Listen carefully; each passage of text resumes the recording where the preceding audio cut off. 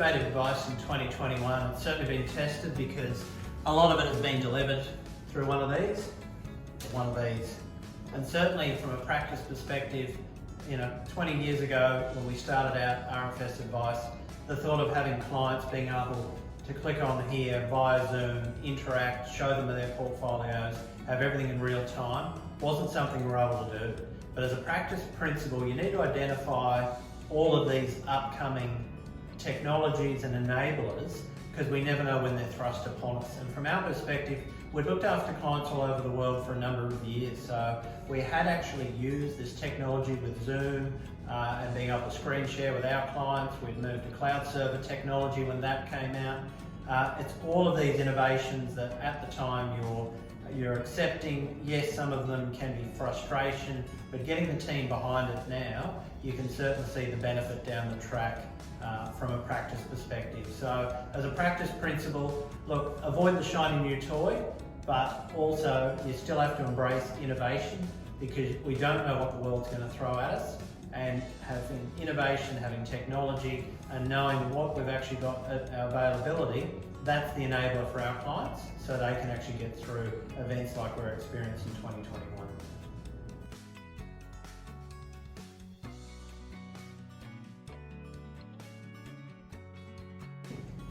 Another really important area as a practice principle is the innovation of how we're actually going to communicate with clients, the tools we're going to have with clients, the interaction and experience. So if I go back to 2000 for a little while ago, a client would come in with, I've got some money to invest, my goal is A, don't lose my money, B, I'd like to retire one day in the future. Fast forward to 2021, clients are coming in, we've got everything from our interaction from our YouTube videos, giving them information around the background, what to expect when they come in, where to park the car, from every nth degree. We can actually make that process as seamless as possible for our clients. When they actually come in, we can make it a truly visual experience via our dream board, showing what's important to other clients. So the goal today may be out of my $1 million, I would like a $60,000 a year retirement income because I want to travel to X, Y, Z, and this is what's important to me. Now, COVID's thrown a few curveballs at that this year, but the conversation's still there. Where in Queensland do you want to go? My clients laugh and I'm like, I'm serious. Let's go and tick some of these items off that we still want to go and do. Hopefully the world opens up and we're going to be flooded with beautiful photos from all over the world.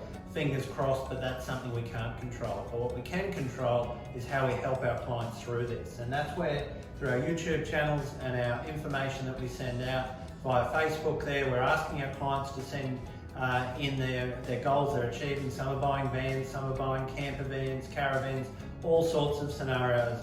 One client the other day told me they went back and he got up Big Red after 30 years. You can go and Google what Big Red in Australia is. It's a really big sand dune. So people are still out there getting these achievements. We want to send those out to our other clients and inspire those sitting here going, you know what, I've got the van, I've got the car, everyone's traveling, I can't be bothered. Well, we want to push you beyond that. And that's more of what our service is about. And as a practice principle, that's what I need to drive our team about, and our team then needs to drive the clients about. And by having that and living that and delivering that every day, that's really what sets us apart. And more importantly, hopefully sets our clients' retirements and lives apart, because ultimately that's what's important. As a practice principle, I was starting to get asked by clients, are you a great secret you haven't told enough people about? That was about the point you realise you need to step out of the way. The problem with our marketing was me.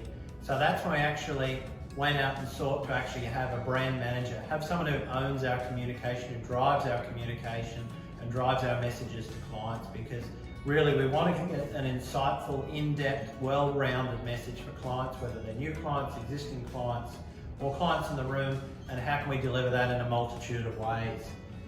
Many years ago we'd be doing with paper. Now, with clients in the room, we've installed televisions. The conversation around volatility is real. We can show them through different tools and different online abilities actually what that experience would have been like for them during those periods, rather than the hypothetical. Just a much better, deeper conversation there. So from an RFS Advice perspective, we've got YouTube channels there now. We've got podcasts on different information and different topics there. We've got regular emails and communication we put out. Twitter for some little snippets of for our clients achieving their goals and putting those out there as well, and some LinkedIn on different, where we want to have some product expert or expertise, whether it's in aged care, whether myself as a pre-post retirement specialist there, or whether Darko as a specialist in wealth accumulation market. Some people are going to want more in-depth information. Others are going to want to know, yes, you do that service, what does it look like, what's the experience like? So from our perspective, stepping back and having someone own and run our brand and run our information for clients, we're getting much better outcome, much better engagement. And that keeps articles like this that we're doing today, keeps them front of mind, keeps them updated, because the worst thing you want to have going onto a client's website for any of this material is something's not there or hasn't been there for 2 or 3 years. Nobody's going to get excited by that. We want to show we're engaged. We're looking to communicate with the community at large. We want to welcome them into our business and join it part of the RFS family.